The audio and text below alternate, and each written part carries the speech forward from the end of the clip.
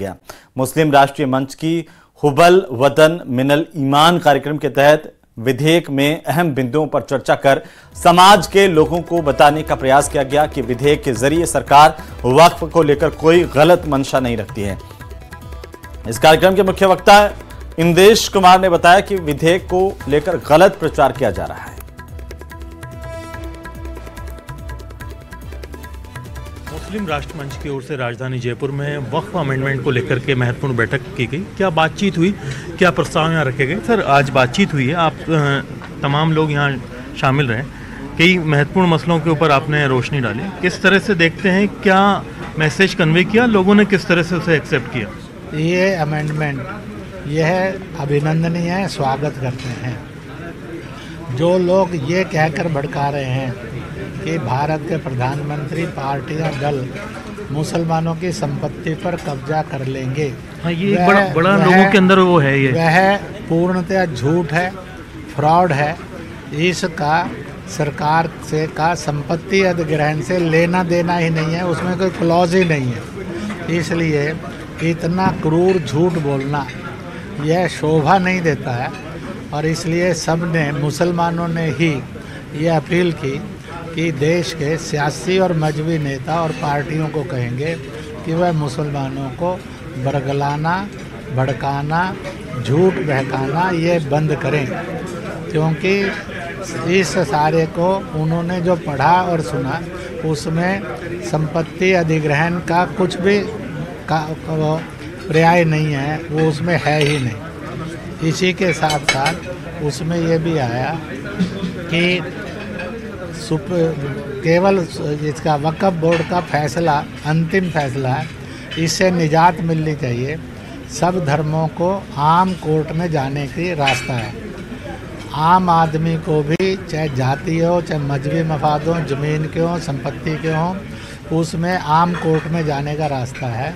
किस तरह से जयपुर में जो मुस्लिम इंटेलेक्चुअल्स हैं उनको गैदर किया गया, बातचीत की गई, जहाँ होकर के जो तमाम मुद्दे हैं जो वर्तमान परिप्रेक्ष्य में उनको लेकर के चर्चा की गई, जिसमें वक्फ अमेंडमेंट बिल से लेकर के आप देखेंगे कि लिंचिंग का मसला था और जो शोभा यात्राओं से जुड़े मामले हैं उन तमाम चीज़ों को लेकर के चर्चा की करके संवाद किया गया, ताकि इसको और बेहतर दिशा में काम को सुधारा जा सके, लोगों का सहयोग, उनका मन इसमें साथ में लिया जा सके। कैमरा पर्सन दिलीप चेची के साथ में अरबाज अहमद, न्यूज़ 18 के लिए।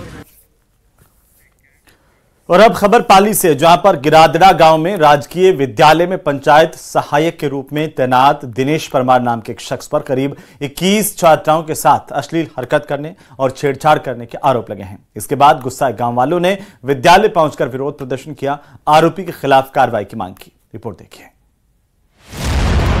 पाली के गिरादड़ा गांव के राजकीय विद्यालय के बाहर धरना प्रदर्शन कर रहे गांव वाले पंचायत सहायक के खिलाफ कार्रवाई की मांग कर रहे हैं। ग्रामीणों का आरोप है कि राजकीय विद्यालय में कार्यरत पंचायत सहायक ने करीब 21 छात्राओं के साथ अश्लील हरकतें की। ऐसे में गांव वाले आरोपी के खिलाफ कार्रवाई की मांग कर रहे हैं।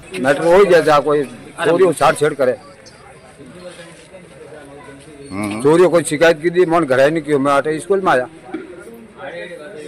माचा ने बूझ माचा क्यों मैं लिखने दे दियो था, बारे भेज दियो पर कटे अजबर चोरी कहते 21 चोरी है, कोई एक चोरी है कोई।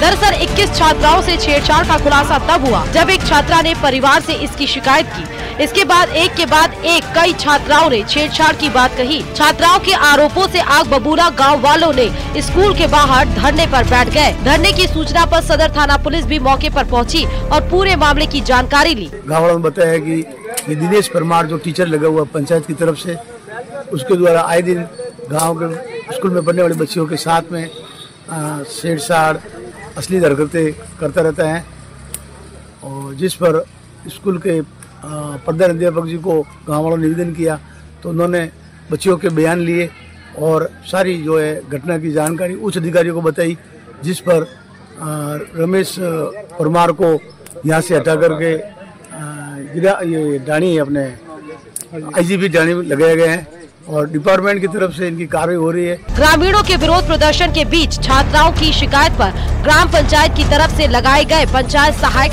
दिनेश परमार को गिरादड़ा स्कूल से हटाकर दूसरे स्कूल में लगा दिया, जिसके बाद ग्रामीण स्कूल प्रशासन पर कार्रवाई के बजाय खानापूर्ति के आरोप लगा रहे हैं। लेकिन यहाँ से ये सवाल जरूर उठता है कि जब पंचायत सहायक दिनेश परमार पर छेड़छाड़ और अश्लील हरकत के आरोप लगे हैं, तो ऐसे में उसे जांच होने तक एक स्कूल से हटाकर दूसरे स्कूल में कैसे भेजा जा सकता है। पाली से न्यूज़ 18 राजस्थान के लिए श्यामलाल चौधरी की रिपोर्ट। तो वहीं अभिनेता सलमान खान को धमकी देने और सिद्धू मूसेवाला की हत्या के आरोपी गैंगस्टर विक्रम बराड़ को कड़ी सुरक्षा के बीच जेलन अस्पताल लाया गया। बराड़ को हथियारबंद जवानों के मौजूदगी में चेकअप करवा करके वापस हाई सिक्योरिटी जेल में शिफ्ट किया गया है।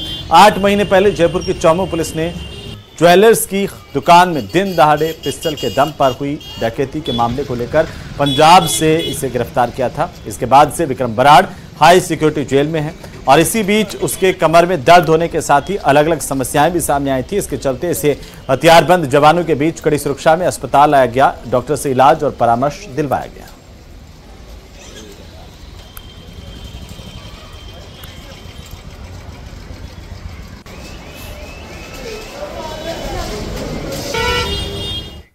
तो खबरें अभी और भी हैं, लेकिन फिलहाल वक्त तो चला एक छोटे से ब्रेक का। जल्द लौटेंगे। आप